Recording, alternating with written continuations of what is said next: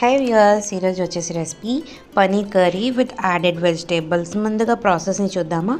ఇప్పుడు మిక్సీ జార్లో tomato, onions and యాలకులు, లవంగం, చెక్క అండ్ కాజు, కొంచెం కారం పొడి, వెల్లుల్లి, అల్లం వేసి ఈ విధంగా పేస్ట్ పట్టుకుందాం. ఇప్పుడు ఒక ప్లేట్లోకి మనం కరివేపాకు, పచ్చిమిర్చి, కొత్తిమీర, కసూరి మెంతి తీసుకొని పక్కన పెట్టి ఇప్పుడు పనీర్ని తీసుకొని ఈ విధంగా క్యూబ్స్ కట్ చేసుకొని ఒక ప్యాన్లో మనం ఈ విధంగా స్లైడ్గా రోస్ట్ చేసి సైడ్కి పెట్టుకుందాం. తర్వాత అదే కుక్కర్లో మనం పోపు దినుసులన్నీ వేసి కట్ చేసి పెట్టుకున్నవన్నీ యాడ్ చేసేసుకుందాం. టమాటోస్, ఆనియన్స్ కూడా వేసి రోస్ట్ చేసుకుందాం స్లైడ్గా. తర్వాత ఈ పేస్ట్ని కొంచెం చింతపండు రసంతో మిక్స్ చేసేసి మిగతా వెజిటేబుల్స్ని కూడా యాడ్ చేసేసుకొని ప్రెషర్ కుక్కర్లో పెట్టేసుకొని 1 to 2 విజిల్స్ వచ్చేదాకా వెయిట్ చేసేది. ఇప్పుడు మనం చపాతీలు ఏ విధంగా మెత్తగా రావాలంటే చూసేద్దాం టిప్.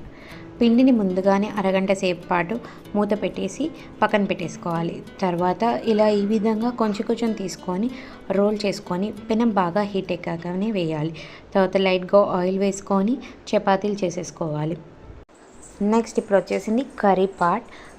ఎంతో రుచికరమైన పనీర్ వెజిటేబుల్ కర్రీ రెడీ అయిపోయింది. మీ కళ్ళ ముందు చూసేస్తున్నారు కదా. అండ్ నౌ ఈ చపాతీలు సర్వ్ చేసేసుకోవడమే ఆలస్యం.